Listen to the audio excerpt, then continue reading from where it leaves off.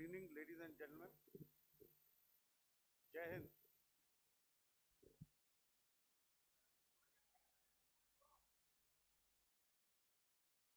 Uh, Welcome to this special press conference on Operation Sindoor. We will begin with opening statements by the three senior officers to my right here who have been directly overseeing operations during Operation Sindoor.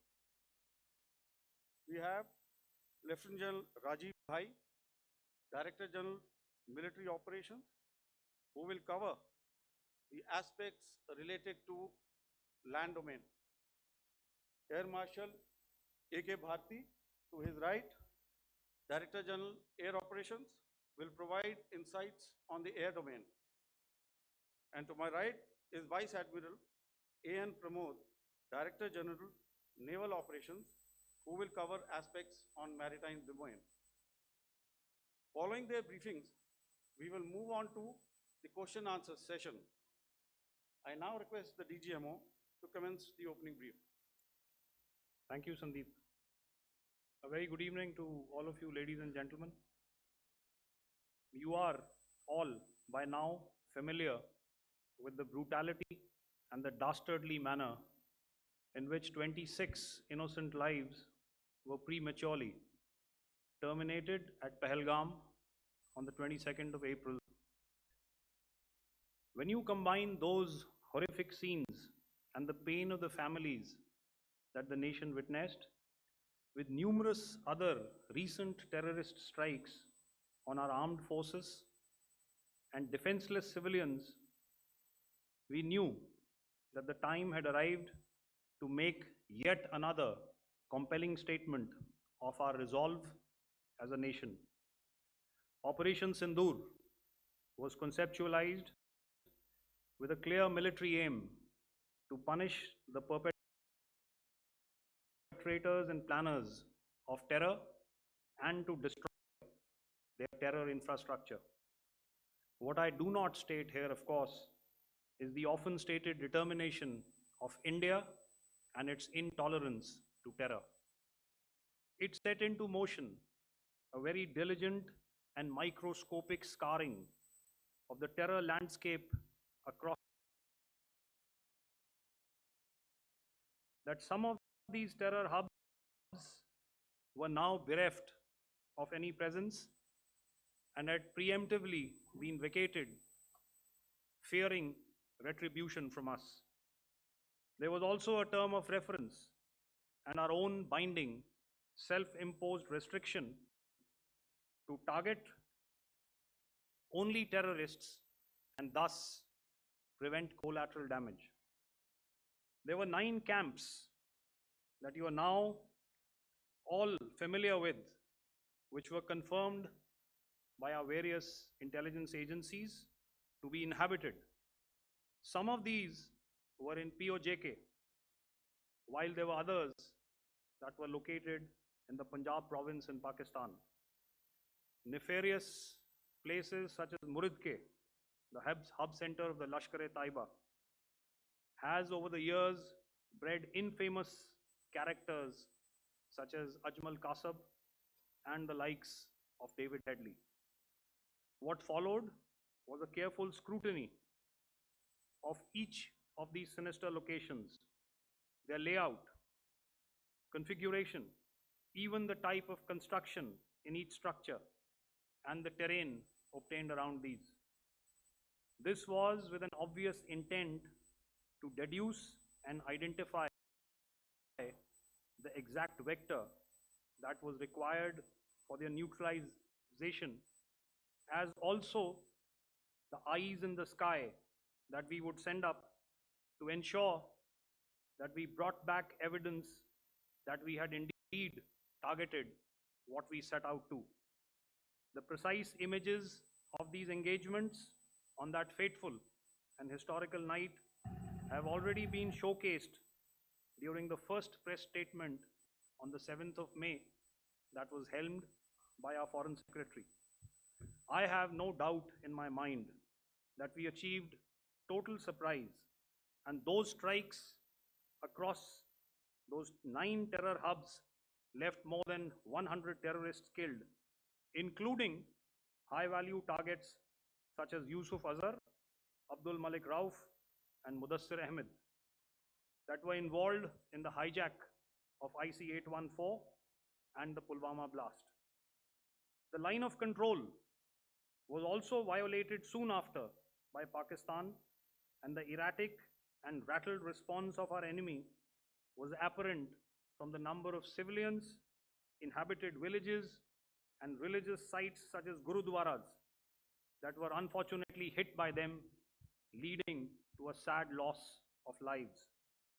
The Indian Air Force played a major part in these strikes by engaging some of these camps, and the Indian Navy provided wherewithal in terms of precision munitions.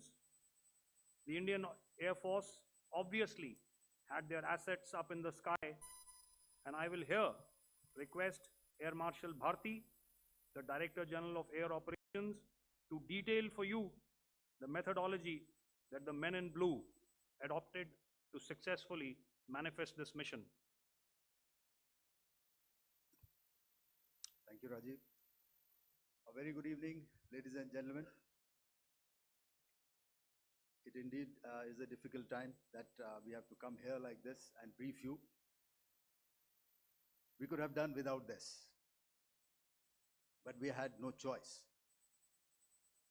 As the DGMO has detailed, the event was precipitated by the Dastardly Act at Pahalgam. The sequence of events have already been detailed. We carefully selected the targets, and out of the 9 selected targets, the target systems that were given to the Indian Air Force were the notorious training camps at Bhavalpur and Muridke, these being further from the international boundary. Through critical target system analysis, we analyzed what was to be done to annihilate these targets and plan to engage these targets with precision air-to-surface guided munitions so as to avoid collateral damage. The modalities of planning process I will not go through at this instant. However, what I would like to show you is the results that we achieved through our targeted airstrikes. Could I have the second slide, please?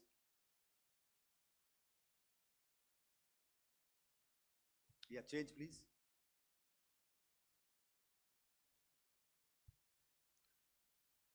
Okay. This is what the terror infra at Muridke looks like. If you see, north is as indicated, and to the right is east, where the international boundary lies. Could we have the next slide, please?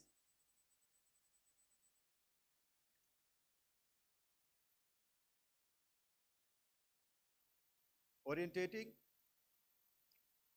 Just go back one slide. Okay. Please have a look at this red building, the series of buildings out here, and this empty ground. Next. If you relate, the empty ground is here, and you see this is the first weapon that is impacting. This is the impact point number 1 on Muridke training camp with our precision guided weapon on early morning 7. Next, please. Keep your eyes glued for the second weapon coming in and the second impact on the selected target point. Next slide, please.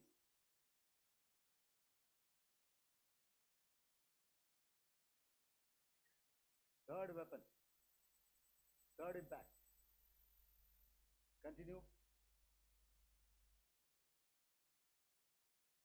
And fourth weapon, fourth impact. So through these targeted and precision targeting, we addressed the target at Muridke, which was the training infrastructure. Can you hear me? All right. Okay, I'll come closer to the mic. Now we go to the next target, which is the Bhavalpur training camp. Next slide, please. Okay, just wait. So the effect, if you see, the impact point, if I can point out, this is the impact point. The ammunition has gone through the roof and it has created a blast inside, the photographs of which you would have, all of you would have seen. And the red building, after that, there was this double-story building. It has been completely decimated by precision targeting. Next, please. The target system, which was in the north, a series of buildings. I'll show you how it looked. Next. Completely destroyed by our precision targeting. Next. Now coming to Bhavalpur, this is the target complex that we are dealing with, a fairly large target complex. So we had to carefully choose the points that we needed to address, which were high value and which would meet our stated objectives of eliminating the terrorists. I would like to draw your attention to this red canopy, and in relation to that, I would cover the targets. One target system is a series of buildings here, other one here, and other one out here. Next slide, please.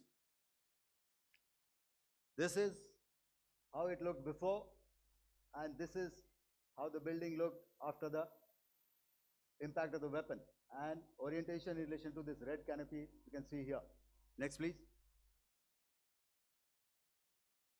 Before, next,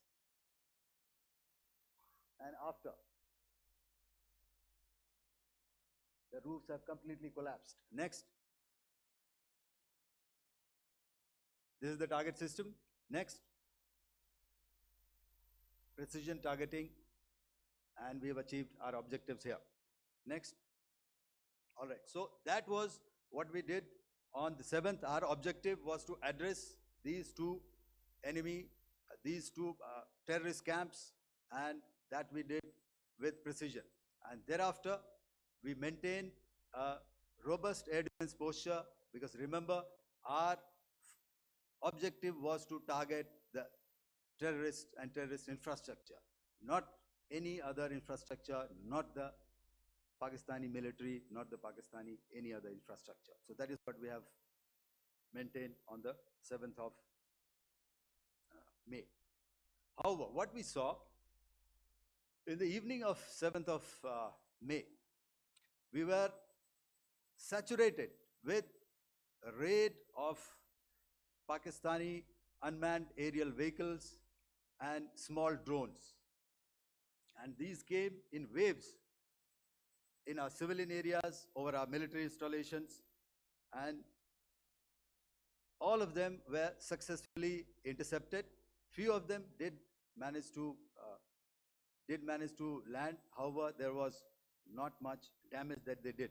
And we have our robust counter-US, hard kill and soft kill systems, we did the job.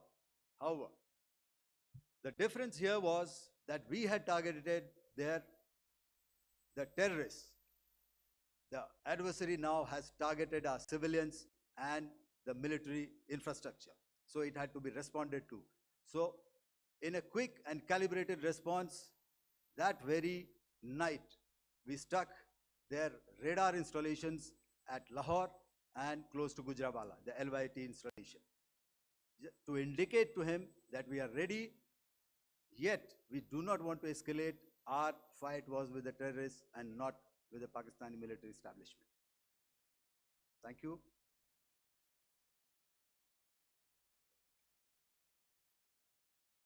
Thank you, Air Marshal Bharti.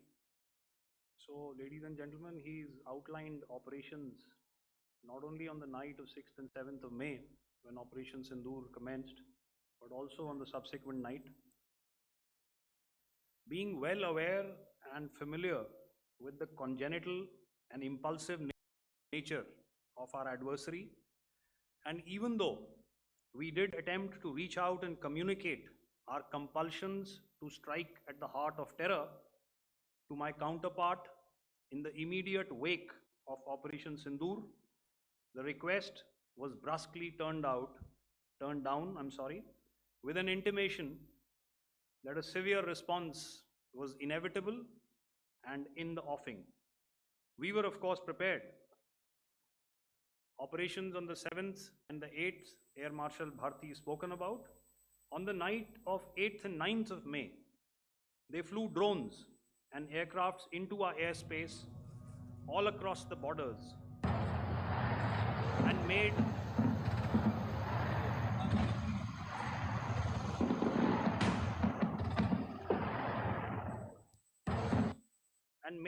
largely unsuccessful attempts to target numerous military infrastructure.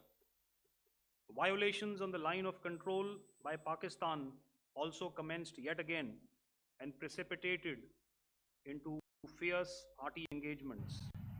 The air operations on the night of 8th and 9th of May, I'll yet again request DG Air Operations to cover.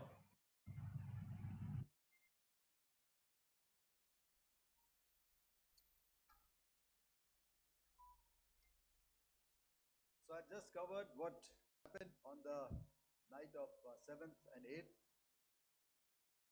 What we found that on the night of 8th and 9th, starting as early as 22:30 hours, our cities had a mass raid of drones, unmanned aerial vehicles, UCAVs, starting right from Srinagar, going down right up to Nalia.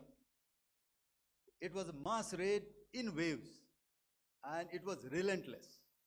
However, we were prepared and our air defense preparedness ensured that there is no damage on ground or to any of the intended targets that the enemy might have planned for. The difference between 7th night and 8th night was that on 7th night, he sent in his Yeha class of UAVs. However, these UAVs can go some distance, they are armed. However, on the 8th, less numbers of armed UCAVs were there or UAVs were there, and more numbers of quadcopters, maybe for surveillance or just for harassment of civilians. This continued till midnight. Our air defense preparedness ensured that there was no damage on the ground, either to the military installations or to the civilians. However, the enemy had yet again shown that he wanted to up the ante and he wanted a fight, and we were up to the task. In a measured and calibrated response, we once again targeted his military installations, which included his SAM sites at Malirkant. This also included his surveillance radar sites at Lahore and close to Gujranwala. These were suitably addressed, and thereafter his drone attacks continued even till morning, which we countered, and during the daytime there was some respite. Here I would like to bring out another aspect. What we found was that while the drone attacks were being launched from somewhere close to Lahore, enemy had allowed his civilian aircraft to also continue to fly out of Lahore. Not only his own aircraft, but international passenger aircraft, which is quite insensitive, and we had to exercise extreme caution, even at the cost of some tactical disadvantage, to ensure that there is no damage to any of the civilian aircraft. And this was also brought out in our press briefing during the day. So I will now hand over to my colleague to cover the events of 9th onwards. On land, we also undertook certain measures such as deployment of air defense and electronic warfare assets to establish an integrated grid with the Indian Air Force. And I have seen and heard some of you wax eloquent about the benefits of such an architecture when it comes to negating and combating air intrusions. We also carried out deployment to include movement of our forces in the land, sea, and air domains. The night of the 9th and the 10th of May saw similar intrusions by drones and aircrafts, and this time there was a concerted effort to target airfields and some very, very important logistic installations, albeit yet again unsuccessful and denied gallantly and efficiently, I must say, by the integrated Indian Air Force and Indian Army Air Defense. We further strengthened our deployment and also initiated some pressure points to send a very clear and unambiguous message to the other side to desist from any misadventures on land. Some of the airfields and dumps saw repeated attacks in waves from the air. All were thwarted. The Pakistan Army has reported to have lost approximately 35 to 40 personnel in artillery and small arms firing on the line of control between the 7th and the 10th of May. What the other side had probably also not reckoned with was the speedy and precise turnaround and hit back by the Indian Air Force. And I will yet again ask Air Marshal Bharti to speak about these significant and game-changing strikes. I will thereafter request Vice Admiral Pramod, my colleague and Director General of Naval Operations, to tell us about some very telling naval maneuvers in the Arabian Sea that exerted pressure on the night of 9th and 10th of May. Over to you, sir. Commencing about 2000 hours, that is 8 p.m. local time, on 8th of May, several Pakistani unmanned aerial systems, drones, combat vehicles attacked multiple IF bases. These included Jammu, Udhampur, Pathankot, Amritsar, Bhatinda, Nal, Dalhousie, Thois, Jaisalmer, Uttarlai, Falodi, Nalia. These were almost simultaneous and they came in waves. All our AD guns and other systems were waiting for them. All these waves were neutralized by our trained crew using the air defense systems that they have, and also some of them were utilized using our legacy systems like Pechoras and IF Summer, which we have recently acquired. And some were neutralized by the Garud snipers. There was no damage on ground from these incursions and these mass raids, if I could call them, from the Pakistani side. However, following these relentless attacks on our air bases, on our forward positions, and on our civilian targets, this was time to convey some message to our adversaries. And therefore, a decision was taken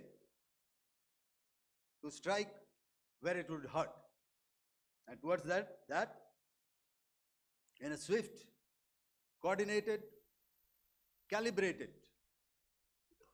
attack, we struck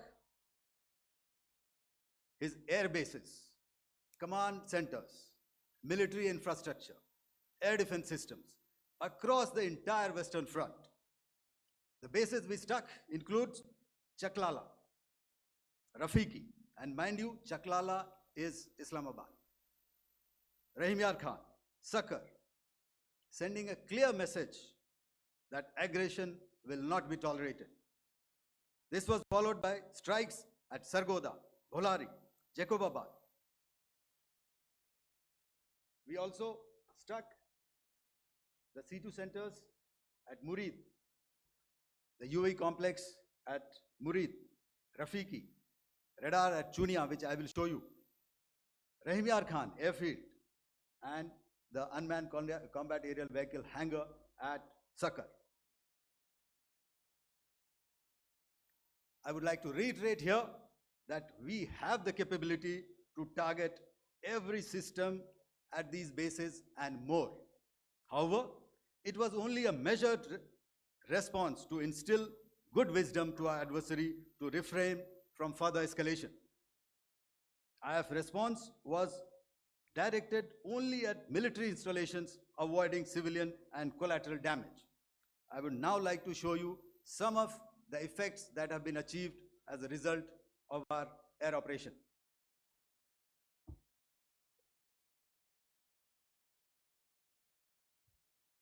Here is the Pasrur air defense system. If you could see, zoomed up view, this is the radar mounted on a high tower. And after the strike,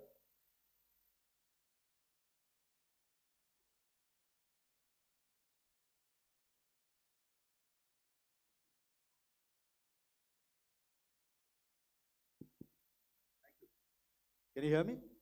Yeah, thank you. And after the strike, this is what has happened. This radar has been taken out, completely burnt. Next slide, please. The Chunia air defense radar, which was taken out on 7th and 8th. This is the radar site. A blown up photograph, once again, on a tower. Not very clear, but what you see very clearly is the after effect after we have struck. The radar head has been completely decapitated. Next slide, please. Arifwala air defense radar. In this complex, you see how it looked before, blown up image, and after really blown up. Next. Now coming to Sargoda airfield. Remember, this is one of their important airfields wherein they have a lot of assets, F-16s, other assets which they keep getting, training institutes. And we have stuck this airfield.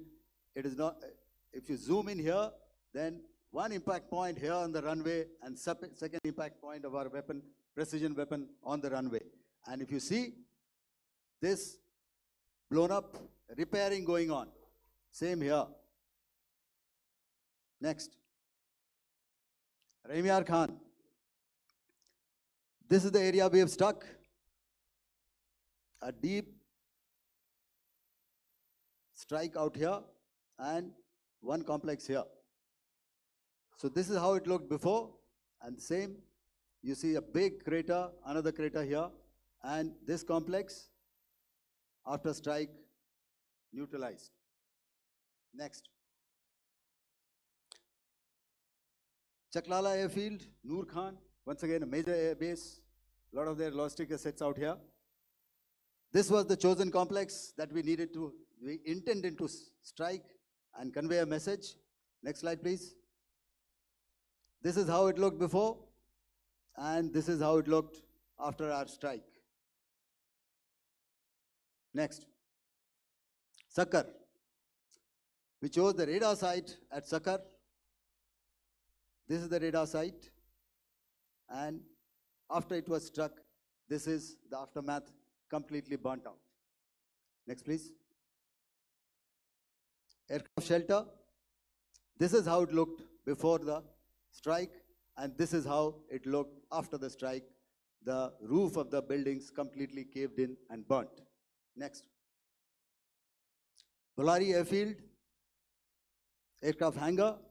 This is how it looked before, and this is how it looked after the precision strike. Next. Jacobabad, aircraft hangar, and this is how it looked after. Next. So what I'm trying to convey here, ladies and gentlemen, is to start with, our fight was neither with the Pakistani military nor with anybody else there on the other side. Our fight was with the terrorists. We neutralized the terrorists that we selected to be neutralized, and thereafter we only maintained the air defense posture. However, we were relentlessly pounded by waves after waves, night after night, by his UCAVs, by his drones, and by his other unmanned aerial systems. And that left us with no choice but to retaliate, and yet our retaliation was calibrated, it was graduated, and it was proportionate. Thank you.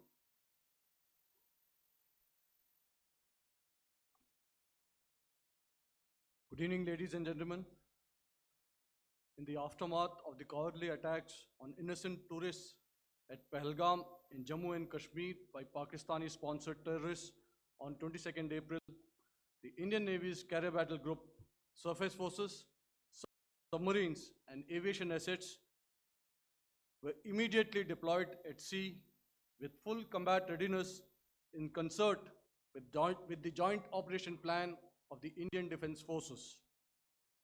You may be aware that we tested and refined tactics and procedures at sea during multiple weapon firings in the Arabian Sea within 96 hours of the terrorist attack. The aim was to revalidate our crew, armament, equipment, and platform readiness to deliver various ordnance on selected targets precisely.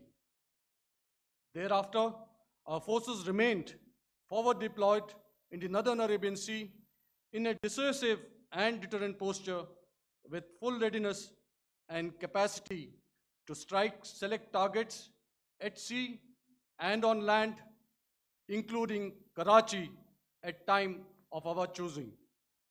The forward deployment of the Indian Navy compelled Pakistani naval and air units to be in a defensive posture, mostly inside harbors or very close to the coast, which we monitored continuously. The Indian Navy maintained seamless maritime domain awareness throughout the duration and was entirely aware of the location and movement of Pakistani units. In effect, we had and continue to have good battle space transparency using our maritime domain awareness grid. As you are aware, our response has been measured, proportionate, non-escalatory, and responsible from day one. Accordingly, the calibrated approach considered all options, including the ability of the Indian Navy for offensive action from and at sea. As part of this escalation control mechanism, the application of force by the Navy was planned in a synchronized manner in coordination with the Army and Air Force, the highlight being teams from the three services working closely in an integrated manner. Along with the kinetic actions by the Indian Army and Indian Air Force, The overwhelming operational edge of Indian Navy at sea contributed towards Pakistan's urgent request for a ceasefire yesterday. As we speak, Indian Navy remains deployed at sea in a credible deterrent posture to respond decisively to any inimical action by Pakistan or Pakistan-based terrorists. Thank you. Samno Varna, Jai Hind. Now I'll hand over to Director General Military Operations for further proceedings. Ladies and gentlemen, on the 10th of May, in the morning, even as we were getting into a huddle to wargame the events of the previous night, a routine exercise, I received a message on hotline from my counterpart in Pakistan seeking my willingness to communicate. Since our initial aim was to strike at terror camps, and all our actions in the subsequent days were in response to the intrusions and violations by the Pakistan Air Force and its army, it was decided that I would indeed speak with my counterpart. You are already aware, I've seen it being covered on national television, that my communication with the Pak DGMO was conducted at 15:35 hours yesterday and resulted in cessation of cross-border firing and air intrusions by either side with effect from 1700 hours 10th of May, after he proposed that we cease hostilities. We also decided to further speak on the 12th of May, that's tomorrow, at 1200 hours, to discuss the modalities that would enable the longevity of this understanding. However, disappointingly, and must I add, expectedly, it took only a couple of hours for the Pakistan Army to violate these arrangements by cross-border, the line of control firing, followed by drone intrusions across the expanse of the Western Front through last night and in the early hours of the morning today. These violations were responded to robustly and dealt with as they must be. We have earlier today sent another hotline message to my counterpart highlighting these violations of the understanding between the DGMOs on the 10th of May and our firm and clear intent to respond to these fiercely and punitively, if repeated tonight, subsequently, or later. In this regard, I must inform all of you that the Chief of Army Staff has earlier today conducted a security review and has granted full authority to our Army commanders for counter actions in the kinetic domain in case of any violation by Pakistan. In the end, I pay my solemn homage to my 5 fallen colleagues and brothers from the armed forces and civilians who have tragically lost their lives in Operation Sindoor. Our hearts go out to the bereaved families, and we express our solidarity to them in this lifetime at this grave juncture in their lives. Their sacrifices shall always be remembered and spoken of in glowing terms by a grateful nation. We have thus far, ladies and gentlemen, exercised, and my colleague Pramod highlighted this, immense restraint, and our actions have been focused, measured, and non-escalatory.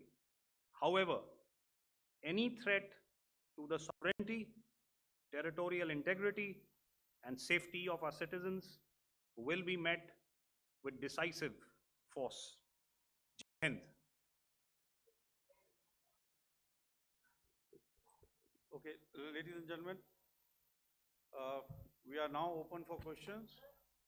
All right, now I since I would not know all of you, I would expect you to please raise the placard or your hand, and once I indicate, I expect you to please give out your name and the media group that you belong to. Keep your questions short so that we can take as many questions as possible.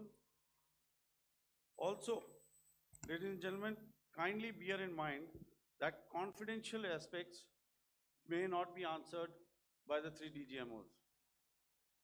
Right. I've got a lot of hands here. Let me start from the left. Left foot always in front when we start marching. So here we have to the left, okay, yeah, 238.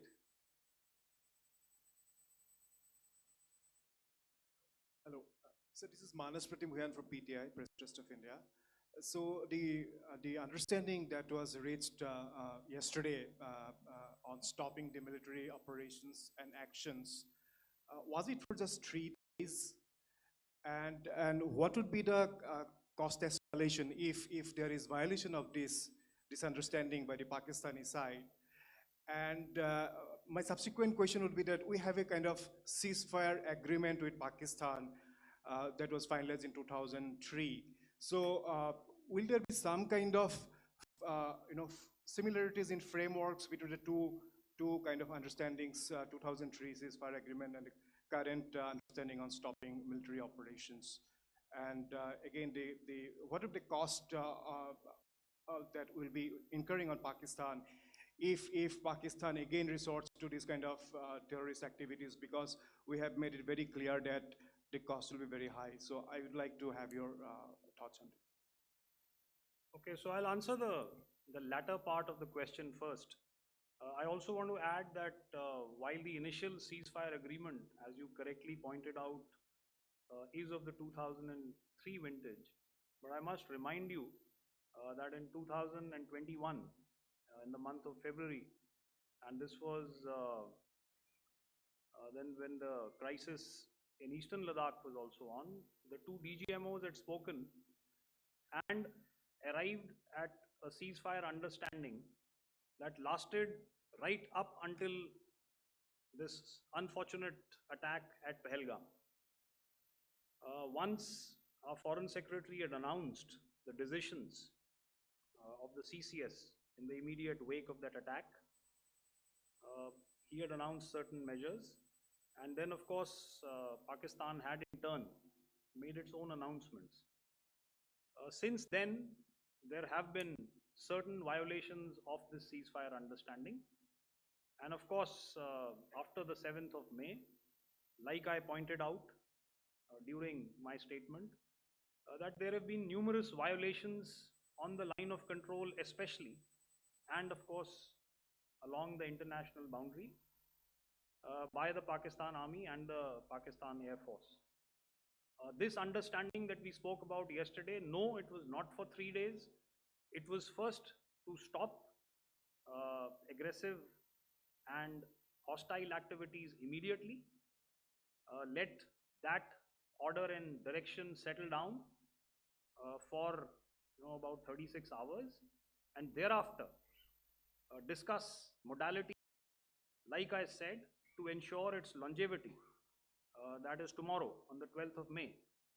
But unfortunately, we had a violation starting at approximately 1900 hours last night, and we've sent a communique, like I said, to the Pakistan Military Operations Directorate, and we will await what happens tonight.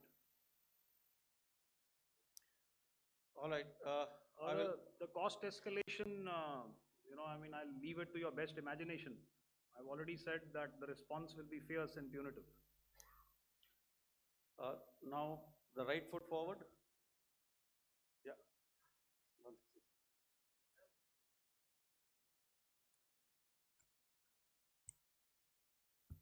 Sir, I'm Ajit Dubey from ANI, sir. Sir, my question is that you talked about the loss of lives to the Pakistan army, that was around 35 to 40 kills secured by the Indian army. Sir, can you tell us what would be the total loss of life to the Pakistan army in both Army and Air Force attacks, sir? And how good was the performance of the BrahMos, Scalp, and the S-400 during the operations? And sir, since we have, Dubiji, sir, Dubiji. just one No line, sir. multiple questions, please. Sir, All right. and since sir, we have achieved such a spectacular, we have made good achievements in this entire operation, can we say that we have emerged victorious, or we have a big upper hand over the Pakistanis in this entire conflict? Thank you very much, sir. So I'll answer the question about the loss of lives on the other side. Of course, there are various means to ascertain that number. There is information from various agencies that come in. There are, of course, on the line of control, other ways to find out as to what has been the effect of what you are doing there in ceasefire violations. So therefore, I mentioned 35 to 40 on the line of control, and please remember that once Operation Sindoor was launched, the responses of the Pakistan Army were also on Indian Army or the Indian Armed Forces infrastructure. Let me put it that way. So that's why I did not cover casualties of the Pakistan Army, at least in the initial phases of battle, because those were not our targets. Our targets were terror-oriented, and of course later, once they launched air intrusions and air operations on our infrastructure, we've used heavier weapons, and of course there would have been casualties, but those are still being assessed. The effects of the weapons that you mentioned, I will request Air Marshal Bharti. Check. Okay. What I was saying, that I never mentioned of any of the weapons, the caliber that we used. All right, so we leave it at that. Those are matters of operational details which I would not like to go into. But suffice to say that whatever methods and whatever means we have chosen, it had the desired effects on the enemy targets. How many casualties? How many injuries? Well, to start with, our aim was not to inflict casualties, but in case there have been, it is for them to count. Our job is to hit the target, not to count the body bags. And the last part of your question, I wonder if you read out the tweet on ADGPI at midnight once we'd done what we had to in Operation Sindoor. And that's credit to my friend here on the left. All right. Yeah, I'll come back to the left. 147. Sorry, 47. 47. Did I see it here or? Yeah. Good I evening, saw it there. gentlemen. Sorry, 147, I saw it there. Sorry. Yeah, since I've already said 147, start please. Hi, sir. Good evening. This is Shivam Patel from Reuters News Agency. Thank you for giving me the opportunity. My question, sir, is how many military targets did Indian Armed Forces strike in Pakistan in response to the attacks from Pakistan? How were these targets selected? And how many troop casualties have been there in total on both sides, if you give details? Thank you. I'm sorry, where are you? I haven't Yeah, spotted his. he's to the Yeah, right. okay. Can you just repeat that for me, please? Sure, sir. My name is Shivam Patel. I'm from Reuters News Agency. My question is, how many military targets in total did the Indian Armed Forces strike in Pakistan in response to the attack from Pakistan? How were these targets selected? And how many troop casualties have been there on both sides, if you can? So you're speaking of the targets that I mentioned in the wake of the attack at Pahalgam.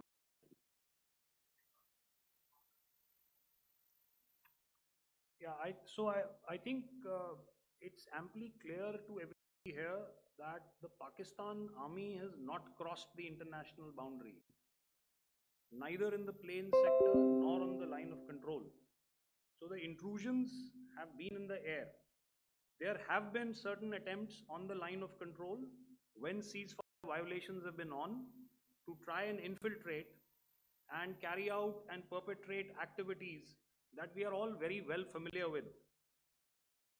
Whether these are by terrorists or by the Pakistan Army or its special forces and commandos is difficult to say, but each of these have been effectively thwarted. So therefore, as far as engagements of military targets on the other side is concerned, I thought Air Marshal Bharti covered those very well and in detail, and he also mentioned as to how they went about targeting those. I think those images were very clear and very, very graphic in telling us as to what we needed to hit. And you'll remember right at the outset, I said that we even went into what was the construction in each of these locations, and therefore decided on the vector that had to be utilized. Please. Okay, if I could add to what the DGMO has said, I have already detailed the targets. Now, whether it is X numbers or Y numbers is that is immaterial. And what damage have we inflicted? You have seen. What are the casualties on the other side? As I said, that is for them to count. As far as we are concerned, from the air defense side, if they had a choice, they would have definitely come in. They are fighters, there are more numbers of UCAVs. It is not that they did not intend to come in. It is only that our robust AD posture prevented them from coming in. So that must be known, and that must be realized by all the audience here. Yeah, I'll come to the left now, 24.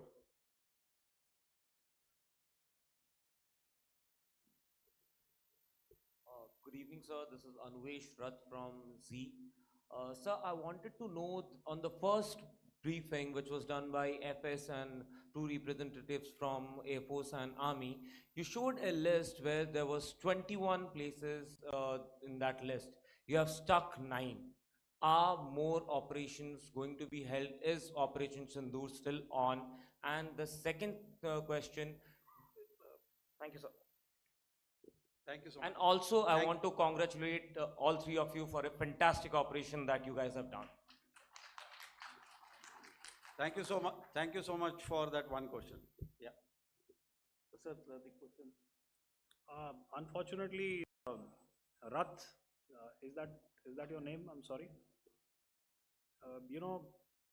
As far as operational details are concerned, I am not in a position to share those right now.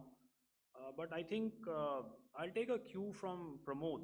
He said towards the end that the Indian Navy is still in a posture that is deterrent.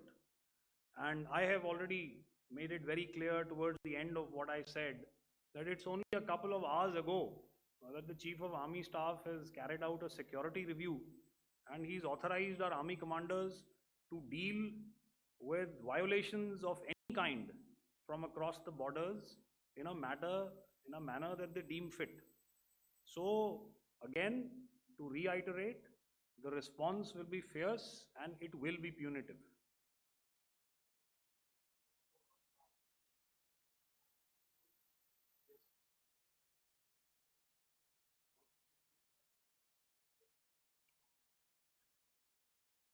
I'll go back this side now.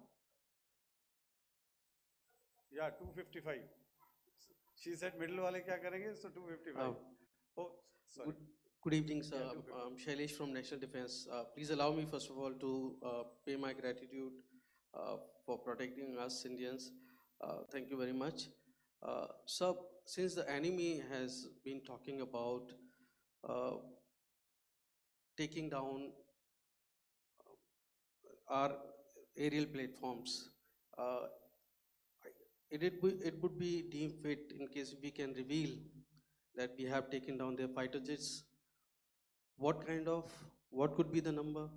Though you said that they may be not good to reveal the platforms, but since this has come from various quarters in Pakistan, so I believe that we need to answer, in case if you can, sir, if you may allow.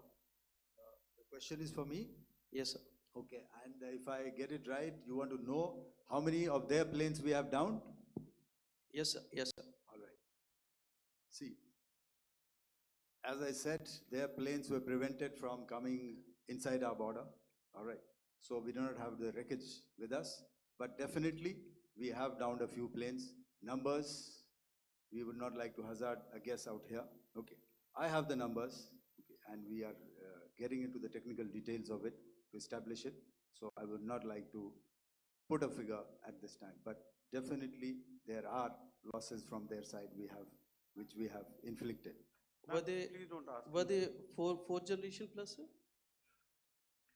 No, See, sir, you're putting words into my mouth. Why do you Sir, say fourth generation? Let us make it high tech. Thank you so much, sir. all Thank right. Yeah, 163.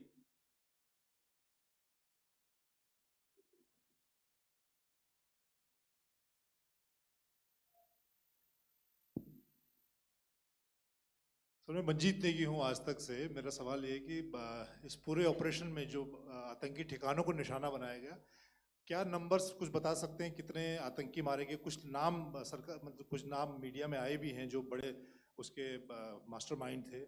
और एक सवाल जो आज air force ने भी एक tweet किया कि ऑपरेशन सिंदूर अभी जारी है और सरकार की तरफ से भी कहा गया। और पिछली बार जब विदेश मंत्रालय की प्रेस कॉन्फ्रेंस पहली हुई थी उसमें वो लिस्ट दिखाई गई थी कि 21 टेरर कैंप आइडेंटिफाई किए गए हैं। तो क्या जो बाकी बचे हुए टेरर कैंप हैं उन पर भी कार्रवाई होगी? और एक नंबर अगर आप बता पाएं कितने टेररिस्ट मारे गए? Manjeet ji, 3 questions. The third one has just been asked here before. So 21, this thing. So I'll request the first two to be answered so that we have more number of people who can ask. Manjeet, जब मैंने statement दिया तो मैंने शुरू में ही कहा कि जैसे ही ऑपरेशन सिंदूर कॉन्सेप्चुअलाइज हुआ तो हमारा जो पीछे की कार्रवाई होती है स्पेड वर्क और टारगेट्स को आइडेंटिफाई और एनालाइज करने की कार्रवाई शुरू हो गई थी। मैंने जब स्टेटमेंट दिया तो मैंने बताया कि बहुत सारे थे, हमने 21 दिखाए होंगे और भी हैं, लेकिन वो लिस्ट फिल्टर करते करते 21 तक पहुंची। अब क्या आगे एंगेज किए जाएंगे? अगर ज़रूरत पड़ेगी तो ज़रूर एंगेज किए जाएंगे, लेकिन मैंने बताया कि इस समय जो इंट एजेंसीज ने हमें बताया कि फलाने कैंप में प्रेजेंस है, हमने उनको एंगेज किया।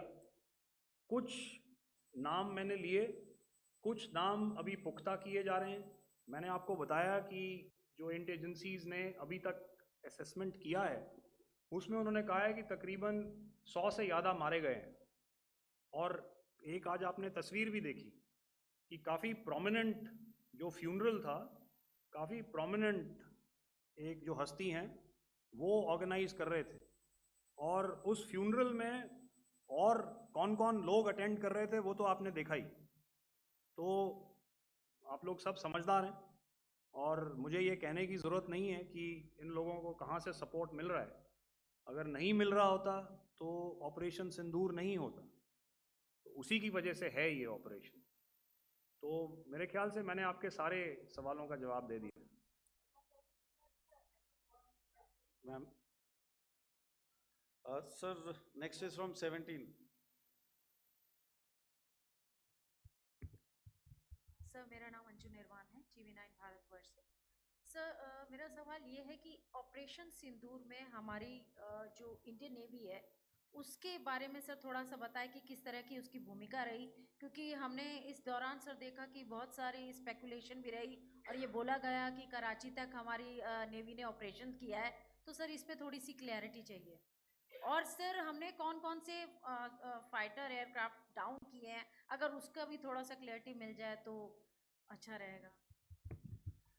तो मैं आपका पहले सवाल का जवाब दूंगा। I will make few sentences and leave it for your imagination. First of all, as I mentioned, we have quantitative and qualitative edge to deliver a massive blow to our adversary, and we completely dominate in the maritime front. Indian Navy's action is part of the escalation ladder mechanism which we have worked out amongst 3 services. This time, if Pakistan dare take any action, and Pakistan knows it, what we are going to do. That's all. आपके सवाल का जवाब मैं पहले दे चुका हूं। आपके सवाल का जवाब मैं पहले दे चुका हूं, इसलिए मैं बस उस तक ही सीमित रखूंगा और इतना कहना चाहूंगा कि आने वाले दिनों में आपको खुद ही पता चल जाएगा और ऐसी बातें छुपी नहीं रहती हैं, तो पता चल जाएगा. So at this time we'll just let it be. Okay, ladies and gentlemen, we have one or two more questions, sir. So, please, they are going to be outside. You can speak to them there also. 104. 104.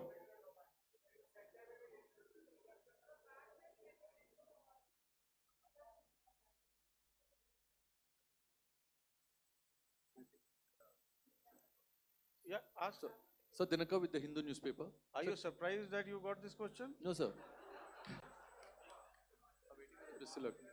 Sir, can you give a number of assets we lost, because there's been a lot of speculation going on, international media writing a lot of things about our platforms, including Rafales. I mean, Pakistan claiming that Rafale has been downed, etc. Can you put that question to rest and clarify on that? I guess that question is for me. All right, I'm happy that you've asked this question. You know, we are in a combat scenario, and losses are a part of combat.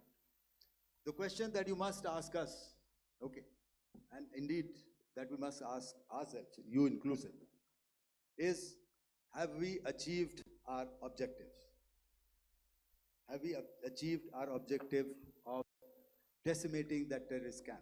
And the answer is a thumping yes. And the results are for the whole world to see. As for the details, what could have been, how many numbers, which platform did we lose? You know, at this time, I would not like to comment on that, because we are still in a combat situation. And if I comment on anything, it will only be adversary. So we don't want to give him any advantage at this stage. All I can say is that we have achieved our objectives that we selected, and all our pilots are back home. Thank you. Okay, hold, please be civil here. So we'll have 220 now. Hello sir, this is Anita Chaudhary sir from Swadesh newspaper. मेरा सवाल है, क्योंकि ये हमारे जो पहले जो action रहा वो आतंकवाद के खिलाफ रहा, तो आतंकवाद में अजहर मसूद की तरफ से एक बयान जारी किया गया था जिसमें उन्होंने कहा कि हम इसका बदला लेंगे और जाल रुलाएंगे. तो क्या अगला, अगर खुदा न खास्ता अगला टेरर अटैक किसी भी तरह का होता है, तो क्या उसे एक्ट ऑफ वॉर में हमारी तरफ से लिया जाएगा और उसका क्या माकूल जवाब दिया जा सकता है? मेरा इसमें सिर्फ एक ही जवाब है आपके लिए कि हमने अपनी कार्रवाई करी. हमने उसके बाद मैंने अपने स्टेटमेंट में भी बताया कि ये कम्युनिकेट करने की कोशिश करी कि हमने इस तरीके से ये जो स्ट्राइक्स हैं वो क्यों की. लेकिन जो हमारा एडवर्सरी है उसने जैसे मुनासिब समझा वो कार्रवाई करी. तो आपने देखा कि ये जो एक्टिविटीज़ चल रही हैं 3-4 दिन से, ये कोई वॉर से कम नहीं है. नॉर्मल सर्कमस्टांसेस में एक दूसरे देश की एयर फोर्सेस हवा में नहीं उड़ती हैं और एक दूसरे के ऊपर स्ट्राइक्स नहीं करती हैं. हर रात इंट्रूजन्स नहीं होते हैं. लाइन ऑफ कंट्रोल पर सीज फायर वायोलेशंस, आपके एक साथी ने सवाल पूछा था शुरू में, एक सीज फायर अंडरस्टैंडिंग था, वो भी जा चुका है. उस सीज फायर अंडरस्टैंडिंग के जाते जो फायरिंग हो रही है लाइन ऑफ कंट्रोल में, उसमें घुसपैठ की कोशिश हो रही है. आमतौर पर ये घुसपैठ लाइन ऑफ कंट्रोल में टेररिस्ट करते हैं, लेकिन हमें इंफॉर्मेशन है कि हो सकता है ये पाकिस्तान आर्मी की टोलियां भी हों जो हमारे पोस्ट के ऊपर खामी पहुंचाने की कोशिश कर रही हैं. तो ये सारी एक्टिविटीज़ तो वॉर में शामिल हैं. तो ये कहना मुश्किल है कि आगे क्या होगा. वो स्पेक्यूलेटिव जोन में आ जाता है और मैं स्पेक्यूलेट नहीं करना चाहता हूँ। हर एक सिचुएशन अलग होती है और उससे एक तरीके से डील किया जाता है। मैं एक सवाल इसका मैं जवाब देना चाहता हूँ, एक मिनट। सो जो मिलिट्री होता है, our main job is to prevent war and maintain peace and stability. So it is not that our response is a graded response. That means अगर किसी ने किया तो उसको graded उसमें किया, जैसे terrorist action हुआ तो what we did is a terrorist action and then we destroyed all the terrorist camps. उसके बाद आपने देखा कि उनने थोड़ा सा कोशिश किया तो हमारे एयरफोर्स एंड आर्मी ने क्या किया, तो मिलिट्री टारगेट्स हैं उनको उनके ऊपर थोड़ा। So our aim is to maintain peace and tell our adversary that you do this and the response will be bloody. Okay, now as per the, please, we'll have 166 and 25 and after that no more please. Sir, this side. Ladies Excuse and me, gentlemen, please Sir. maintain, Sir, I'll this side, request you to sir. please be quiet. Jal Ghai, No, this side, sir. we have only two Sir, questions left, 166. Yeah, please start. So I'm Rahul Singh from Hindustan Times, sir. So, so you were totally on top of the game in the kind of losses you've inflicted on the enemy. I mean, we saw the slides and everything. So it kind of comes across that you were batting it 99 and you decided to declare your innings. What are your thoughts on that, sir? And do you think, are you weighing the option of the Pakistan army using this time, buying this time of the so-called ceasefire, or the understanding? And you talked about how they could not be trusted. So buying time to kind of build up their war reserves, getting stuff from their friends like Turkey or China, are we considering that possibility, sir? Look, see, the call came from the Pakistani side to speak about of hostilities. What pauses mean during such conflicts is known to everybody. You know, I don't want to go into the pros and cons of how preparation for war is made. You know, that is a process in itself. But I think my senior colleague here, the DG Air Operations, spoke, or he alluded at least, you know, to what this operation was precisely and specifically meant for. And I think that's something that we achieved, you know, right at the outset. Had we had the option not to go further, we probably wouldn't have. But we've been compelled to be in this situation. And as you've seen, the armed forces of India, and you know, you've got the three Director Generals sitting here, we are always prepared to face any eventuality. And like I said, that's for the sovereignty, the territorial integrity, and the safety of our citizens. So whatever has to be done will be done. You know, I'm not so concerned about what Pakistan will do in this time. I'm only concerned about what we will do. We have a roadmap and a plan, and we will follow it diligently, and we will follow it to the T. You know, that's the contention that I want to make here today. Ma'am, please.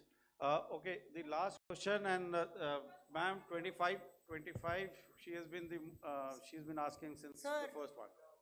Sir, I'm Nandita. Sir, She's not asking a question. Sir, I'm Nandita Dagar, DAGAR from DD News and DD India.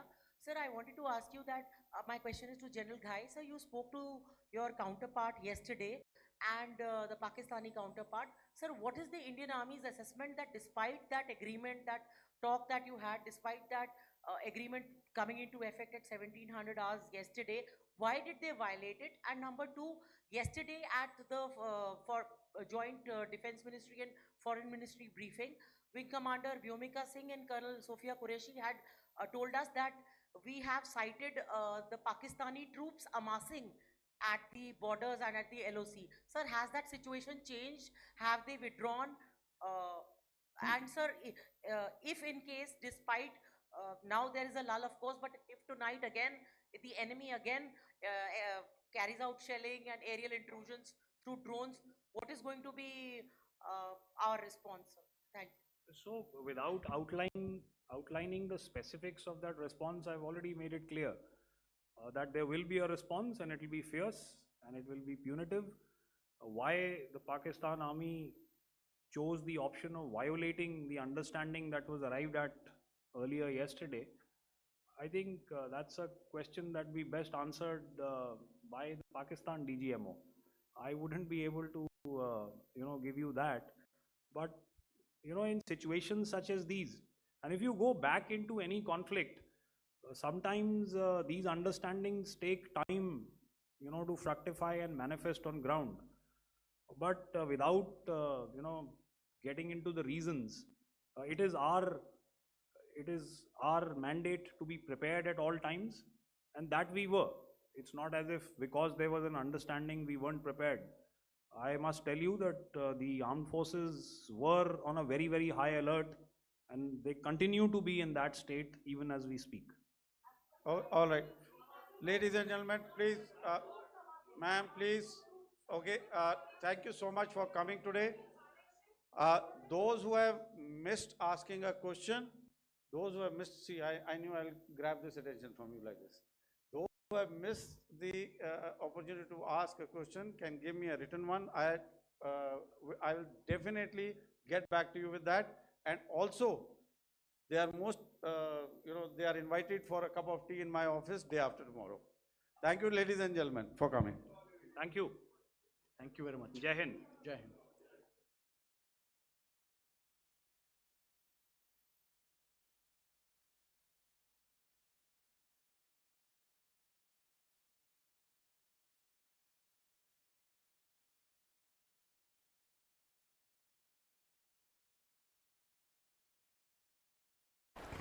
सबसे पहले कुछ दिनों में जिन भारतीय नागरिकों की मौत हुई है, खासकर सरहद के पास वाले क्षेत्रों में, मैं अपनी तरफ से, अपनी पार्टी की तरफ से और सभी लोगों की तरफ से उनको बहुत बहुत सांत्वना देना चाहता हूं और अपनी श्रद्धांजलि अर्पित करना चाहता हूं जिन लोगों की मौत पिछले कई दिनों में हुई है। दूसरा, मैं भारतीय सेना, भारतीय वायुसेना, थल सेना, हमारे सैनिकों का, हमारी फ़ौज का जो पराक्रम और शौर्य है, मैं उसको सलाम करना चाहता हूं। और भारतीय सेना ने एक बार दोबारा दिखाया है कि वो दुनिया की सर्वोच्चतम सेनाओं में से एक है। A professional armed forces that is second to none. The valour, the bravery and the professionalism of the Indian Armed Forces is unprecedented and second to none. पिछले 24 घंटों का जो घटनाक्रम है बहुत तेजी से बदला है और हम सबको बड़ा आश्चर्य हुआ जब सीज फायर की जो घोषणा है वो अमेरिकी राष्ट्रपति ने करी। ये शायद पहली बार हुआ है कि इस प्रकार की सीज फायर की घोषणा सोशल मीडिया के माध्यम से अमेरिका के राष्ट्रपति करते हैं। और जो उन्होंने अपने सोशल पोस्ट पर लिखा है उस पर भी हमको ध्यान देना चाहिए।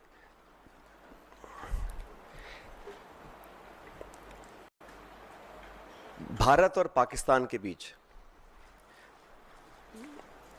जो मसला है उसका अंतर्राष्ट्रीयकरण करने का जो एक ये नया कदम हम लोगों ने देखा है, ये बहुत आश्चर्यजनक है। और